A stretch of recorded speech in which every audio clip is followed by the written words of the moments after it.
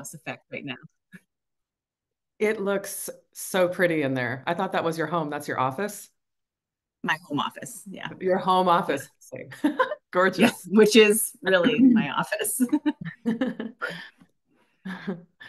Oh, good. Some familiar names Oh, already good. popping in here.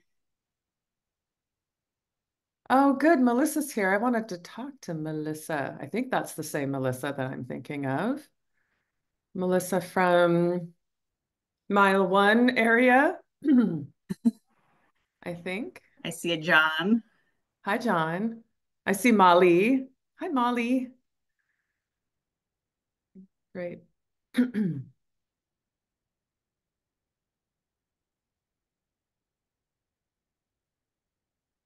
Excellent. Not sure if everybody else can see each other, but good to see everyone. We'll let people kind of filter in for another half a minute or so, and then we'll get started.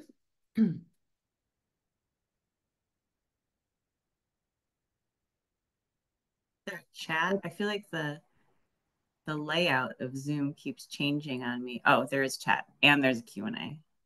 Okay, great. Yes, that looks the same. I was looking back on some older videos to kind of see our collection of citizen science videos on YouTube, and some of the first ones were from June 2020. Very interesting time to look back on. I was actually reflecting on that today when the early ones that we did with Coast right after when I was still there, when we did the transition and how unfamiliar it all was to us. And now it's just, we don't even have to, but it's like a great opportunity that we have to be able to connect this way. It So really is. It really is a great silver opportunity. lining. Yeah. Yeah, the silver lining, one of a number of them, Yeah. for sure. That and getting to work from my beautiful home office now. Well, I think we'll get started just with an introduction to CoastWatch and myself, and then while people are still coming in, and then I will introduce Hillary. So it's a beautiful day where I am in Astoria, and it's also a beautiful day where Hillary is in Seattle, and I imagine it's beautiful where a lot of you are too. So thank you for coming inside and being with us. We're just going to have a quick hour here so you can still get out and enjoy the sunset or a beach walk or even maybe do a citizen science, community science survey if you want, but maybe you don't want to do that. Maybe you'll be inspired to do one after this if you already have a site set up. So hello, everyone. My name is Jessie Jones, and I am the CoastWatch Programs Manager for Oregon Shores Conservation Coalition. And tonight we are celebrating the end of Community Science Month, which is now the month of April. There are a lot of months and a lot of events in months, and April happens to be community science. So going forward, we will, as a program, we provide trainings all year long, but we'll be doing even more like focus in the month of April. So thanks for being here. I work for an organization called Oregon Shores, and for more than 50 years, Oregon Shores has served as the state's leading voice when it comes to protecting the beaches, headlands, landscapes, and ecosystems that make Oregon's coast so spectacular and loved. Our vision is a healthy and resilient Oregon coast where all people and nature thrive together. And our mission is to engage, educate, and empower people to protect and increase the resilience of the coast's ecosystems, landscapes, and communities. The CoastWatch program itself is one of a number of programs in Oregon Shores, and this is a mile-by-mile beach adoption program with a very simple CoastWatch observation form that we ask people to fill out 4 times a year, though many people do it once a month. And then if you would like to get more deeply involved, we connect you with some pretty awesome community science and citizen science projects and their protocols throughout the year. And that is why we have Hillary here with us tonight. Hillary serves the Marine Debris Program as a specialist in monitoring and citizen science. She works for NOAA and leads the Marine Debris Monitoring and Assessment Project. The project is a network of individuals, NGOs, academics, tribal, state, and federal agency partners who work together to monitor and study the amounts and sources of marine debris on shorelines around the country and how they are changing over time to inform prevention and management of the issue. You may recognize this part, Hillary, which I took directly from an interview with Hillary on the NOAA website. So some of this will definitely recognize. That's funny. It's a mouthful. It's good. Before joining the Marine Debris Program, Hillary was the science coordinator for the Coastal Observation and Seabird Survey Team, COAST, who many of you here have probably heard of, if not monitored for as well. COAST has a bird project and a marine debris project. It is a citizen science program of the University of Washington that engages coastal community members in monitoring marine ecosystem health in the Pacific Northwest and Alaska. She lives in Seattle, Washington, and is looking forward to visiting Oregon this summer, exploring some of Oregon's MDMAP sites, and hopefully meeting some of you. And Hillary and I just talked about that today. That was not from the interview. That was that wasn't. That was an ad lib. That was an ad lib from me. So welcome, Hillary. Hillary is our contact, our point of contact for the MDMAP program, and she's going to talk about that in Oregon and beyond. And Hillary, I'm just so grateful that you could be here tonight and talking to our volunteers as you have done so a number of other times. So thank you so much. Take it away. Oh, and I was going to say, feel free to raise your hand. I'll be checking out the attendee list here, and I can allow you to talk. You can also put your questions in the chat or Q&A. Thanks so much, Jessie. It's great to be here and to see some familiar names in the attendee list and also some new ones. I want to echo what Jessie said. It's a gorgeous day here. If it's a gorgeous day there, thanks so much for being with us. I'm grateful for your attention when I know that you could be out frolicking in the sun. We may or may not take the flower. It depends on how many questions you have and kind of how deep in discussion we go, which is kind of what I'm excited about. So I've got kind of a little outline here. My goal is to just cover the what, why, and how of NOAA's Marine Debris Monitoring and Assessment Project, and to give folks an update on the project's findings specifically from Oregon, and to share some examples of outcomes of the project and how the data are used. But importantly, I also want to allow plenty of time for questions, because often an open dialogue is the most interesting and engaging part. And I know there are folks out there that have been participating for some time and might have feedback or questions or just observations about their experience. And I'm really eager to hear from you. So I'm going to begin with a little story. I'm sorry that it's not a story from Oregon, but my hope is that it might spark some ideas for what could be done here. So for a little over 4 years, from 2014 to 2018, through a project with partners and funders that you can see here, including NOAA's Marine Debris Program, a dedicated group of 10 volunteers surveyed 4 beaches on the coast of Virginia every month. So their 207 surveys showed a number of things, but 2 key things: balloon-related litter and clam aquaculture netting were 2 of the most common types of things found. And both of those types of things are documented to cause harm to wildlife through entanglement and ingestion. So their survey results, along with some other volunteer collected data from programs like the International Coastal Cleanup, contributed to outreach and justification for advancing policy to prevent intentional balloon releases in the state of Virginia. And in 2021, an exact law was passed that now prohibits balloon releases in the state. The results also led staff from the Virginia Coastal Zone Management Program and Clean Virginia Waterways to meet with leaders of the clam aquaculture industry to discuss voluntary measures that led to fewer derelict clam nets on Virginia's beaches. So this is the power of public participation in monitoring. It's an engaging and empowering way to gain firsthand experience with the issue of marine debris while collecting authentic scientific data that can lead to positive action. So back to the basics. What is marine debris? The definition for the purposes of the Marine Debris Act, which is what established the NOAA Marine Debris Program by Congress in 2006, is any persistent solid material that is manufactured or processed and directly or indirectly, intentionally or unintentionally disposed of or abandoned into the marine environment or the Great Lakes. So generally, stuff that doesn't belong there, and there's consensus that our trash doesn't belong in the marine environment.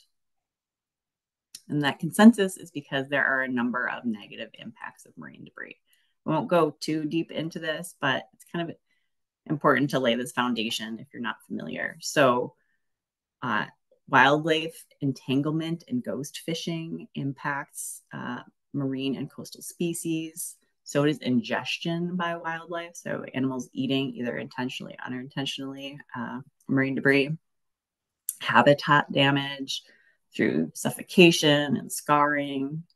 Introduction of non-native species to new environments by hitchhiking their way across the ocean on marine debris. Economic loss due to less tourism and the cost of cleanup. Vessel damage due to navigation hazards. So large items can get entangled in boats. They can also, boats can crash into them. And there is the potential for impacts to human health, which is a really active area of research right now.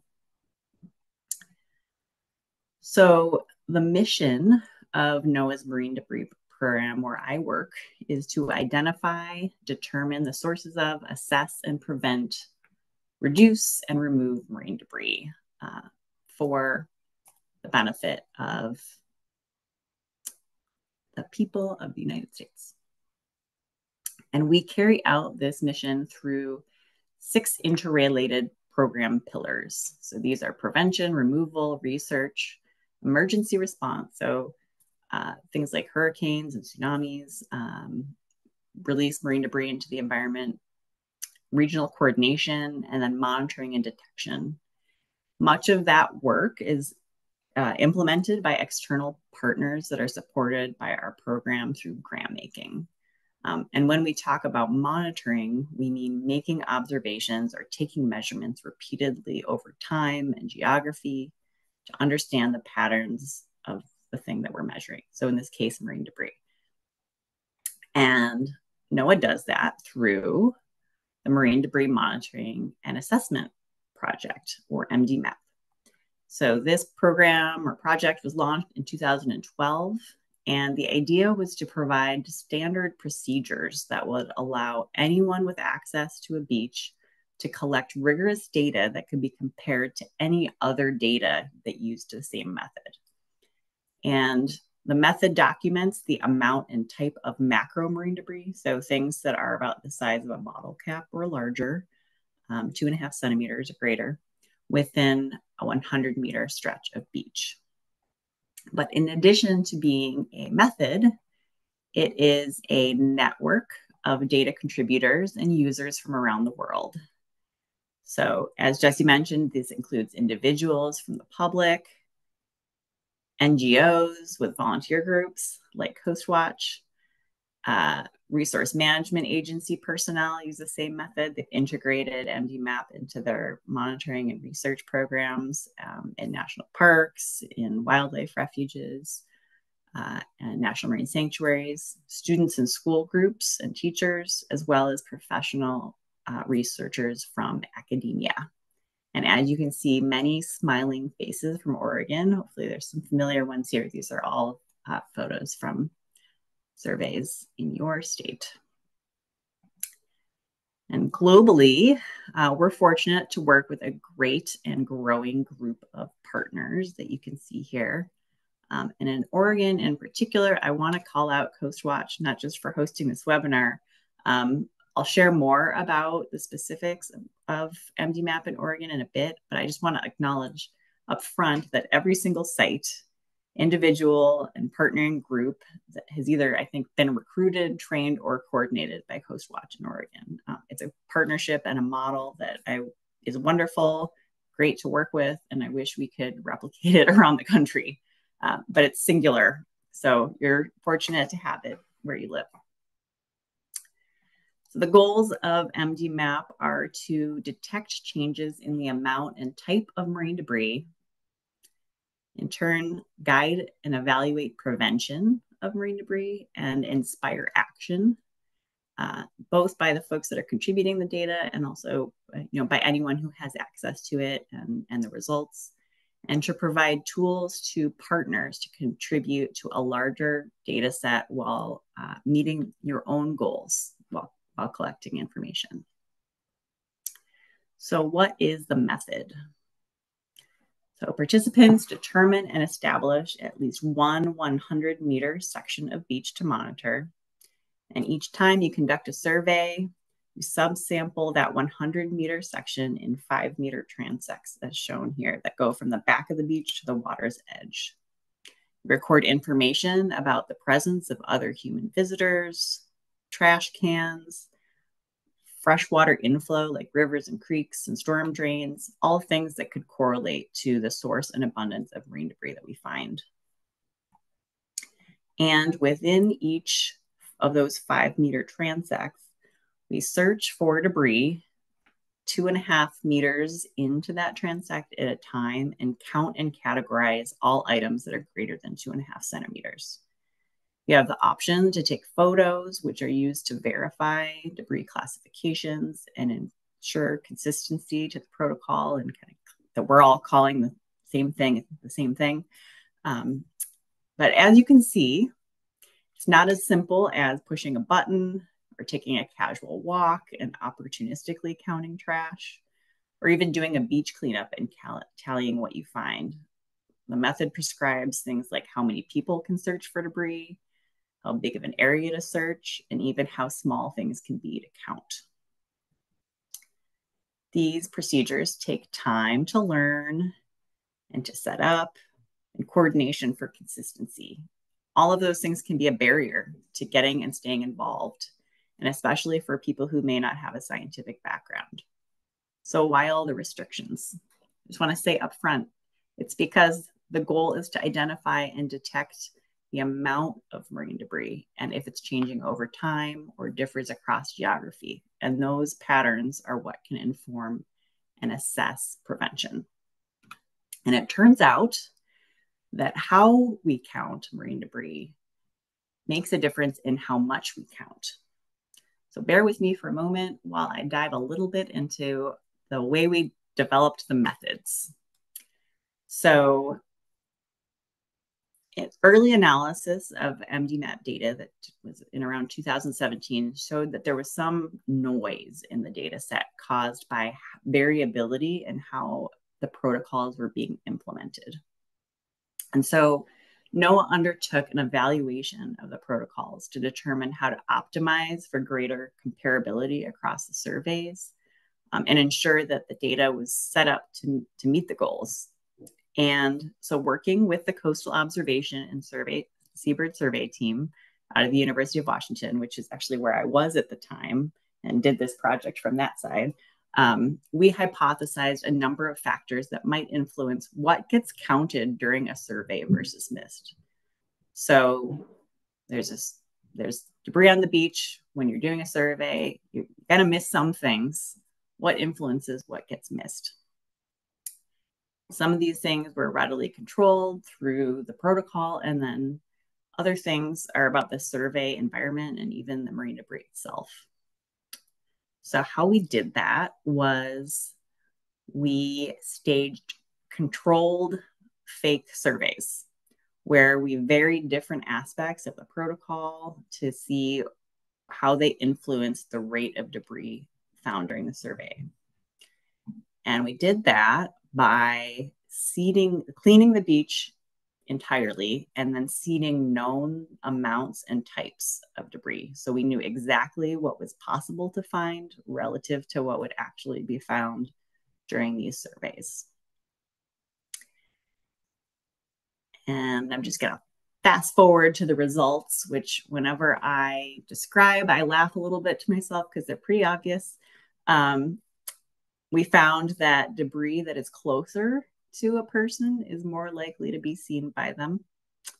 That surveys with 3 or more people searching found more debris than with 1 or 2. We found that brightly colored things like red and blue were more likely to be counted than duller colors like brown or gray. Larger things are more likely to be counted than smaller things. And surveys on sand had higher rates of detection than cobble or vegetation. So super intuitive results, but they underscored the importance of the methodology because all those other things cause a lot of variation in what gets missed and counted. And so having consistent methods ensures that at least the rate of missing things is basically constant, and we don't have extra noise, so we can see the signal through the noise better. And so again, the results aren't really shocking, but to illustrate the impact, a red playing card or blue bottle cap on a sandy beach located 2 meters away from you will be counted pretty much 100% of the time. So bright, kind of decently sized thing. Whereas a brown bottle cap, the same size and same distance, might be detected less than half the time. So we know that our survey counts are just underestimates, but at least with kind of a consistent approach, we can see if one place has more than another or if it's changing over time because we're missing about the same amount of things. So that gets me to kind of a more general point. The method is rigorous, but it's only as rigorous and standardized as it needs to be in order to meet the project's goals, no more or less. And we've iterated and adapted and improved the protocols and all of the resources around MDMAP to improve the rigor, but also to offer more flexibility for folks that are participating so that they can adapt to your local conditions, meet your own goals, and also hopefully make it a little more fun. If it was too rigorous, it'd be in rigor mortis. We wouldn't have any data, and we need data to tell a story. So I'm going to show a couple examples of where the flexibility lies in the method. So here's one example. We found that doing 4 transects within that 100 meters gets a reliable average of marine debris within the site. And it's a manageable amount of effort with a small team, even on a beach with a lot of marine debris. But what about places that have a lot less debris or more participants, like a large school group or employee volunteer days? Can they still participate? Absolutely. You could do more than 4 transects, up to the 20 possible within 100 meters. We just need at least 4. And 2 people per transect in order to ensure that the rate of detection is even. Another place where we kind of balance standardization with flexibility is in the list that we use to count and classify the things that we find. So the MDMAP list is a standard set of material and item types that are aimed to be self-evident. So basically, when you see something like a can, you're going to call it a can. We all agree on that. And indicative of the items that the way the item is used or the associated activity or industry. We want it to be applicable globally so that, again, it's intuitive wherever it's being used, and concise enough so that it's not unwieldy and hard to apply. This is also that we have apples to apples data where difference is in counts of items are attributed to different amounts rather than being counted under multiple different categories. So a can is a can over here and a cup is a cup over there, not a beverage container over here and a cup over there and a can over there. So that's the standard item list. But items that can be linked to local sources are often a bit more specific than this standard list.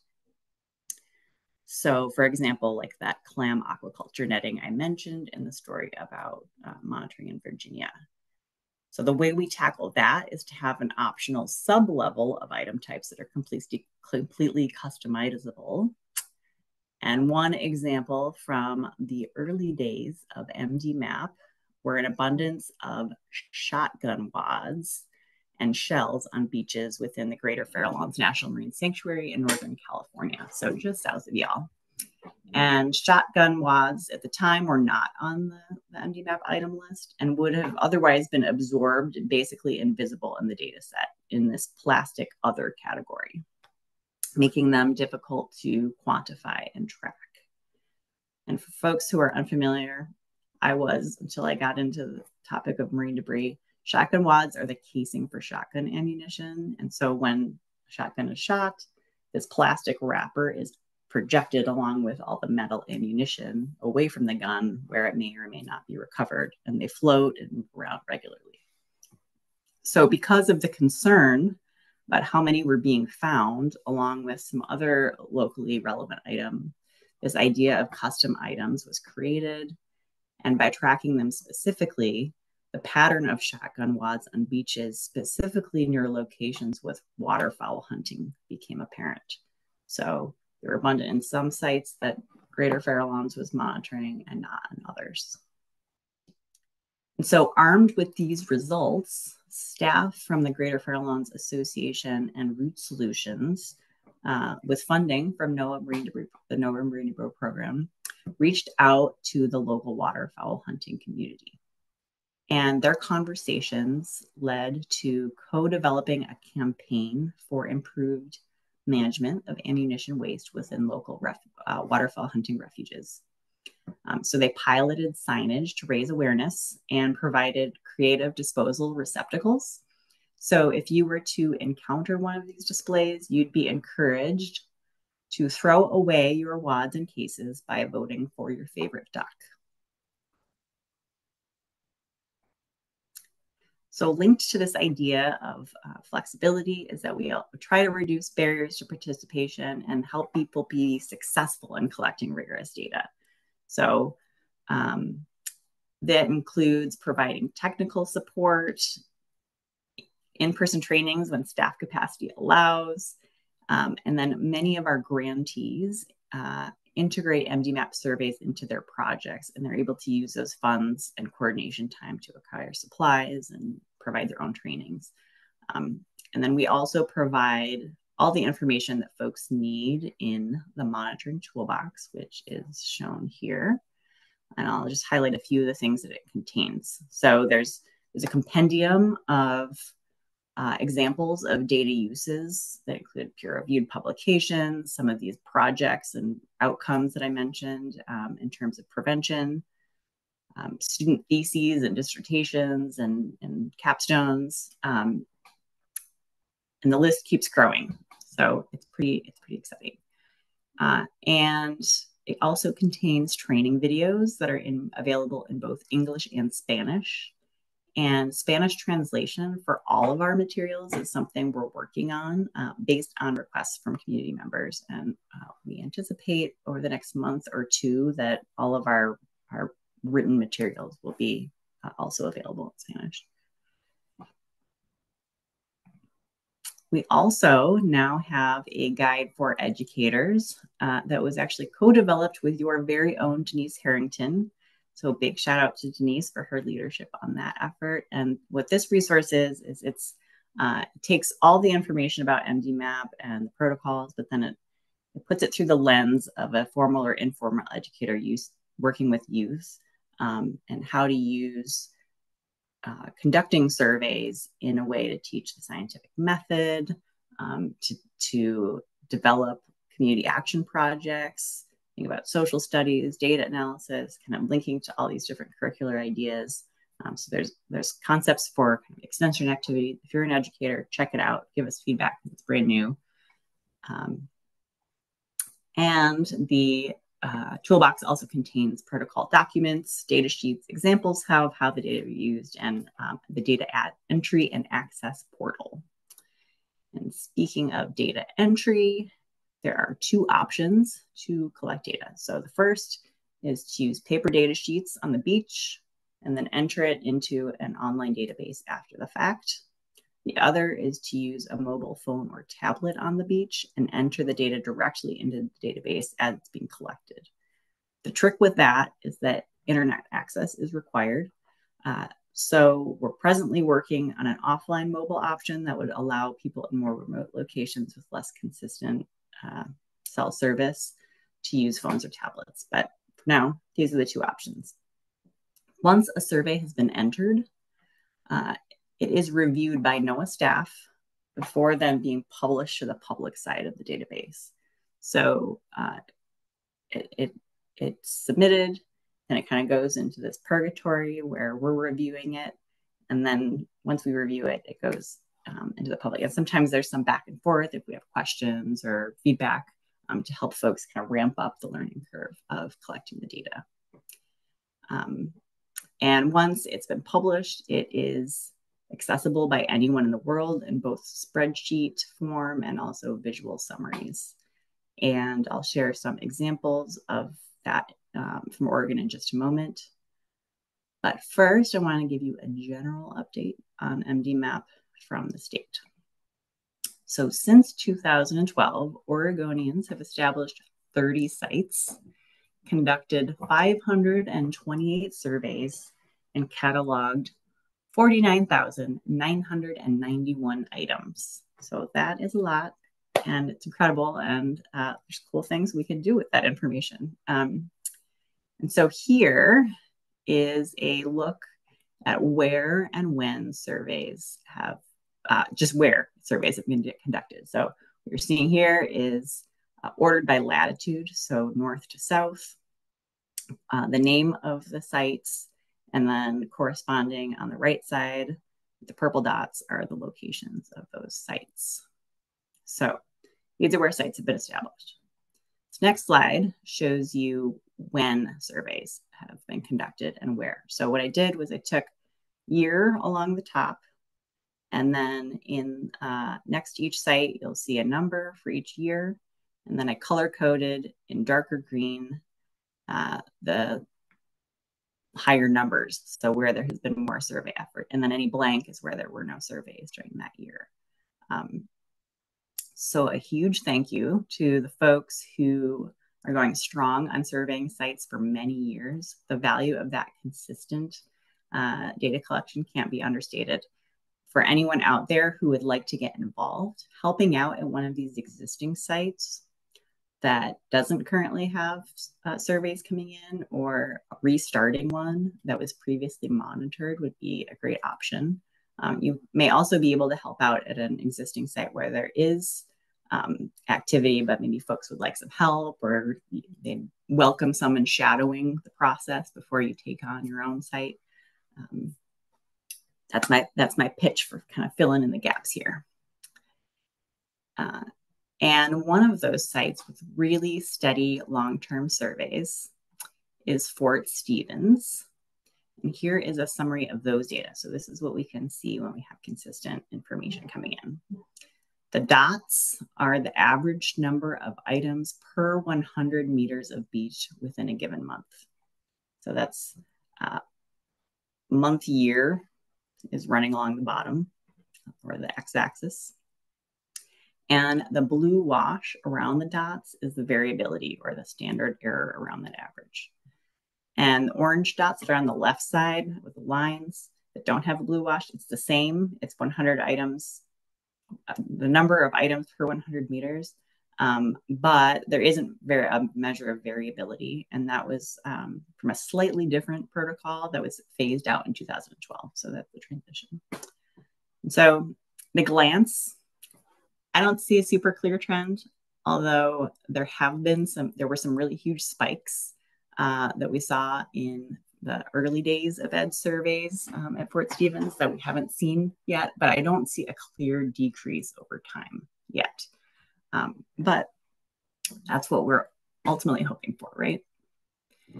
Here's another time series graph from a more recently established site with very consistent surveys. And this is Sandpiper Beach.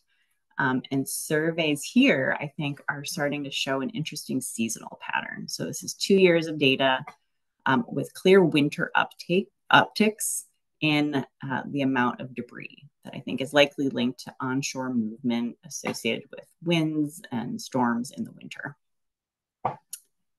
So it'll be interesting to see if that pattern holds true over time.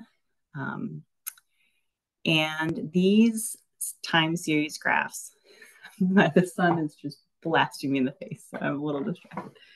But maybe if I go like this. Pardon me. Where am I? Trends in time. So these time series graphs can be displayed for a single site, like I've just shown, with Sandpiper and Fort Stevens. They can also be just filtered for a selection of sites, like all of Oregon, which is what you're seeing here combined. And you can look at all debris, which is what I've shown so far. But it can also be filtered by specific material or item type. So just plastic, or for example, you could explore, is there a measurable difference before and after a new policy has been implemented? By comparing 2 locations under different policy regimes, or the same location, but before and after, which is what was done by partners at Pacific Whale Foundation in Hawaii, looking at both plastic bag bans and cigarette ordinances. So their studies were actually published in the journal Marine Pollution Bulletin, which you can find links to in the monitoring toolbox. So what they did was monthly surveys at MDMAP at 2 beaches in Maui with similar characteristics in the early 2010s and the late 2010s, before and after a tobacco-free policy went into place affecting just one of the sites. And they saw a reduction in cigarette butts at both sites in the post-policy period, and no evidence of an effect from policy implementation. They actually contrast that study with their earlier one, which looked at plastic bag bans, which did find a significant reduction in the number of plastic bags on beaches after a 2011 ban. So what they point to is that outreach and education, as well as enforcement, are as important for reducing marine debris as passing the policy in the first place. So really critical message to get out there, and they use MDMAP to do it. So in addition to trends in time and comparison of place, we can look at the geographic patterns of debris. This is a little tricky because sites wink in and out over time, but I was able to color code the warmer colors to correspond to higher average amount of debris within a site. I just want to pause and see if anybody wants to pop anything in the chat that they've noticed about this.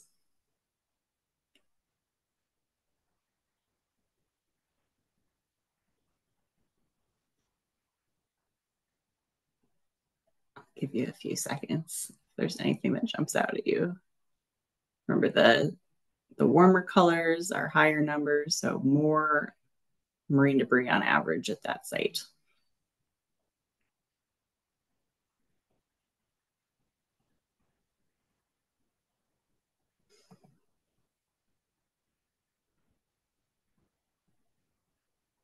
Okay.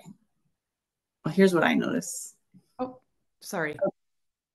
Go ahead. Oh no, I just thought there was a question, but go ahead. You're good. Okay. So what I notice right away is a big outlier at CoastWatch mile 330. So what's interesting is that there were several surveys at that site in 2012. The average is massive. It way exceeds any of the other sites. And It's actually being weighted by just one survey. Can anyone guess what day of the year that was?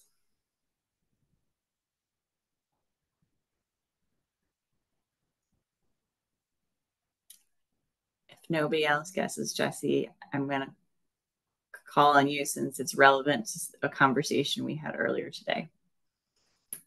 The 5th of July. Indeed. 4th of July. Yeah, so this was July 5th. Oh, and Molly got it too. Yep. Nice, Molly. Thank you. So it was fireworks debris. No surprise. But that kind of points to the importance of digging into the data to understand what's causing the patterns that you're seeing. But it certainly tells a story. So this survey was conducted right before a massive cleanup on July 5th at this site to capture kind of what the overall litter was that was left behind, which is something I hear might be in the works again this year. So another data summary that you can access on the MDMAP site is debris composition. And this summary, again, can be shown for a single survey. Like, what did I find today? All surveys from a single site. So what's most abundant at my beach, or for a selection of sites, like all surveyed by a particular organization like CoastWatch, or within a state, all of Oregon. So this allows for comparisons of what's common in one place to another and what the kind of biggest contributors to this pollution problem are in a location. So what you're looking at here is all debris in Oregon since 2012. And the inner ring shows you the materials, and then the outer ring shows you the specific item type. And what do you notice?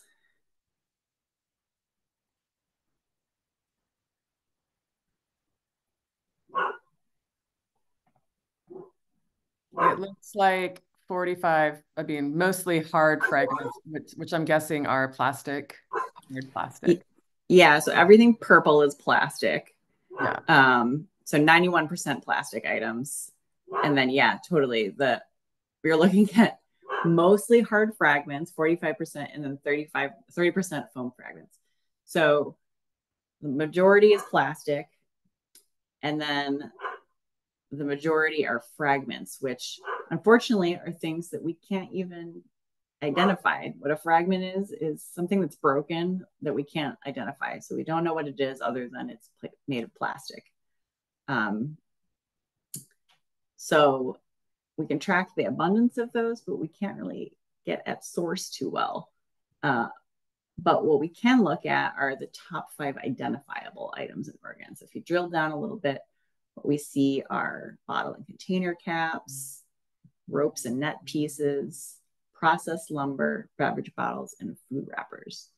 So a mix of things that are sort of marine use in origin, like rope and net pieces, and then things that might be left behind by beachgoers or local recreators. But then what stands out to me that is interesting is processed lumber doesn't show up as a top item in any other state or in the national average. So maybe something special to the industry of Oregon, or maybe the pattern of what's washing up there from far away. I don't have an answer. I'd be curious if anyone out there does, but just often when you see something that's like an anomaly or unusual in the data, that's a place to go digging and ask questions, and then make some interesting discoveries.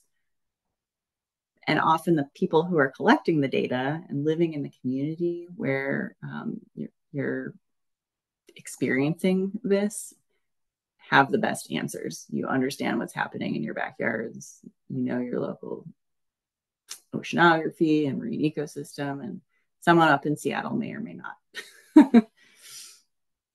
So with that, what I want to do is ask you what you'd like to know, or what you'd like to see out of MDMAP, and to thank you very much for your time. And I'm happy to answer any questions. And I've also shared this wonderful photo montage from John, just to highlight that Oregonians have the best humor of the MDMAppers.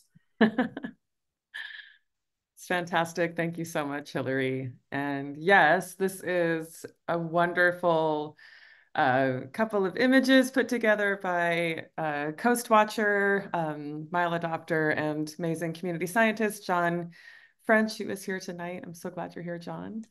Thank you. And there we have a couple of questions, so I'd love to get into those right away.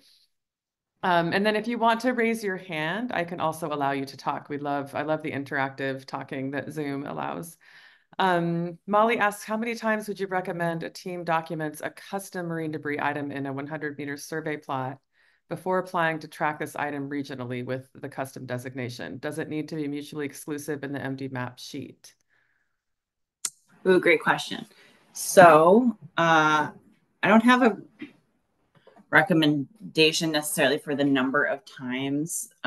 It's sort of like the last point I made. You know your beach, you know your situation best, and you'll have a sense, I think, of if something is of local concern that we'd be missing otherwise. And of course, one great example that nobody would have anticipated is PPE, like COVID masks and gloves. We weren't tracking those until we started seeing them. And that actually became relevant globally, but people first started tracking them as custom items, and then we actually promoted them to full-blooded items later on. But they don't need to be mutually exclusive. They just we have to give and we work with groups to do this, basically ensure that it cleanly nests under one of the main MDMAP items in a way that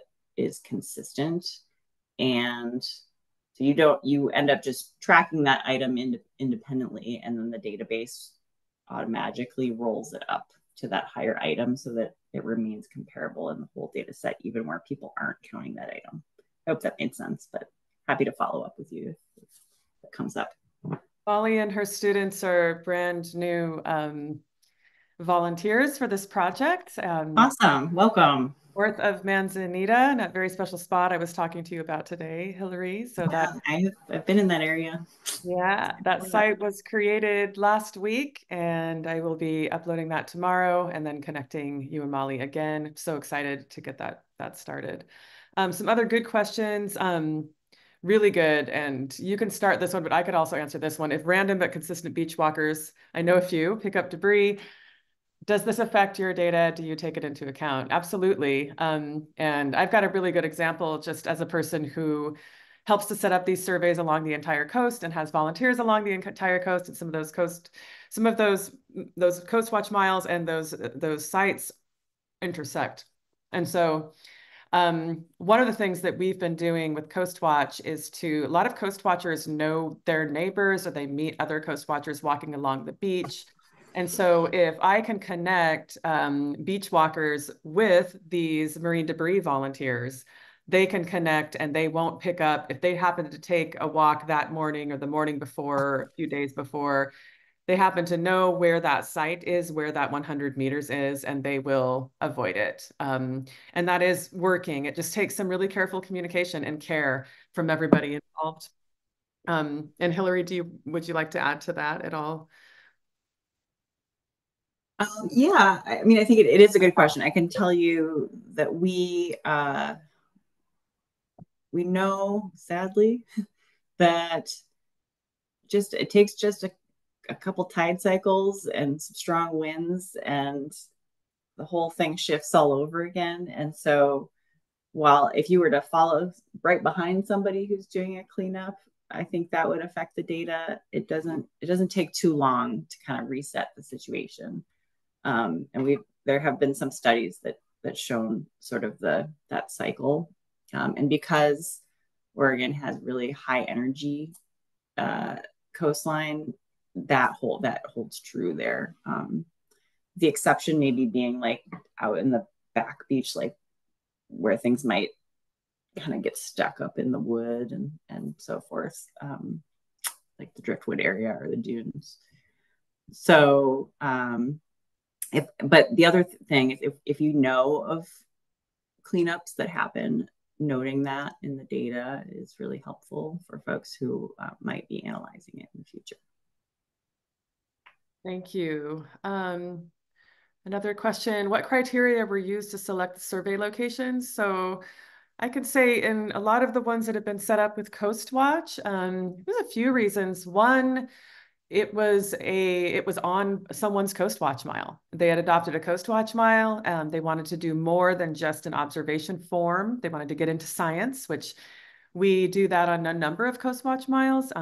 We also work with the multi-agency Rocky Intertidal Network to do sea star observation surveys on Rocky Shore miles. And also their MDMAP surveys on Rocky Intertidal miles as well. But so sometimes it's just convenient. It's on a mile. Other times, like Hillary mentioned earlier, I just started with CoastWatch in 2019. And when I started, I began to look back at the sites that were set up many years before I started working, and a lot of those sites that just hadn't been surveyed more than once or ever, or maybe they were surveyed for a couple of years and they stopped. And so I worked to actually find volunteers to adopt those sites and do what we call a recharge. In the last month, a couple of survey sites have been set up because they were kind of remote and also known good collectors of debris that a lot of people didn't go and pick up. Like, for example, one of them, I set up a site at Ecola Point, kind of in the wilds there. And then we also set up with Molly's class and another coast watcher she was here. It looks like she popped out. But it's a really great cobbly beach that's kind of it's hard to walk on at high tide. Like you can get out there and it just is a great collection point, kind of what Coast called sticky points in their report that came out a couple of years ago. The Coastal Observation and Seabird Survey team study about their marine debris sites and what they were finding. So it's a variety. We don't typically like to put a site right at the beginning or end of like a trail or like an on-ramp to the beach because it's a place where people might pick things up more, and it just is a more dynamic, kind of an odd, and also just you would have people walking through your survey site like the hour that you were there. So that's how I would answer There's that. no wrong reason to pick a beach. Yeah. But kind of the flip side of that is that because people are, it's not selected randomly, the kind of the things that we can do statistically with the data can be limited. And so we actually have a plan for how we're going to manage that, which I didn't go into, but more to come on that topic. Thanks, Hillary. Yeah. Oh, Ivana, do you separately categorize foreign writing on bottles? We see a lot of Asian writing on plastic bottles on Manzanita Beach. Yes. Yeah, a lot of folks do. They put it in the comments. We actually have talked about doing a custom items, like a custom way of collecting that, but we don't require it.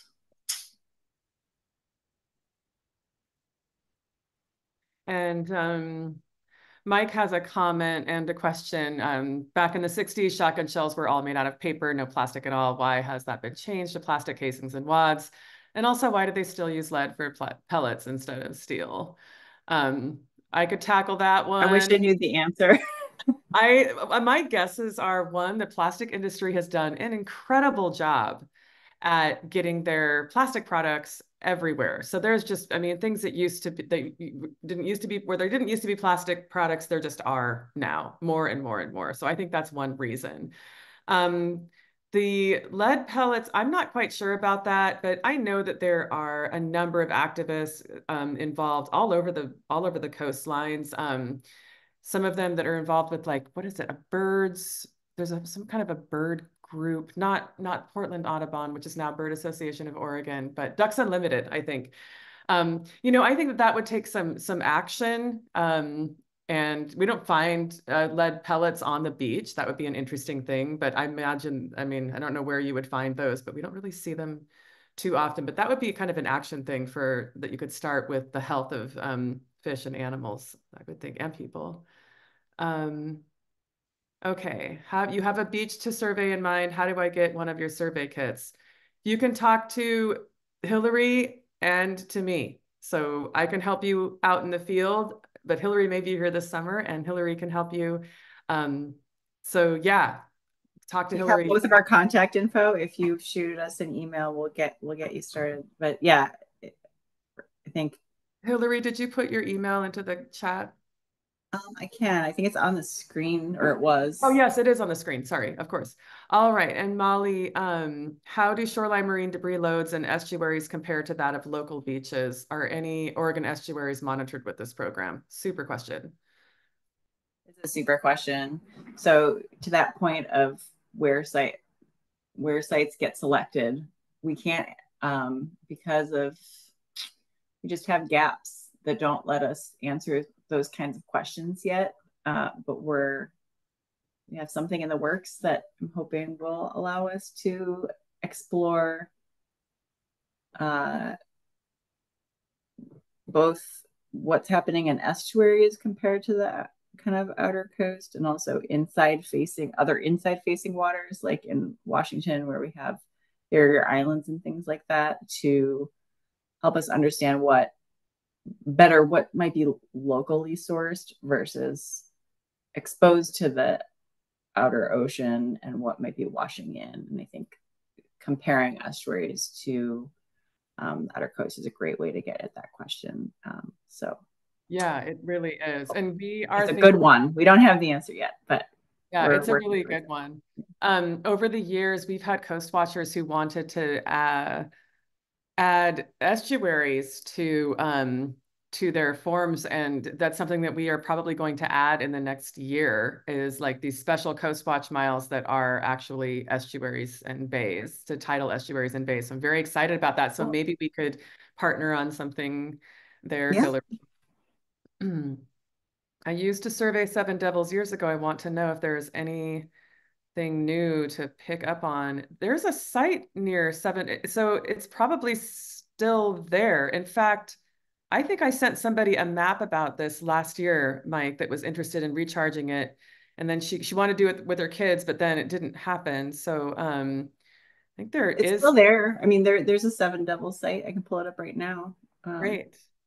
Yeah. So you could help to recharge that site, Mike, and I could meet you down there, or even Denise Harrington, who now works with us, could meet you down there to kind of help you do your initial survey. So you can, it's like riding a bike, doing these surveys. So, and I love going a little bit, if depending on how long ago you did it.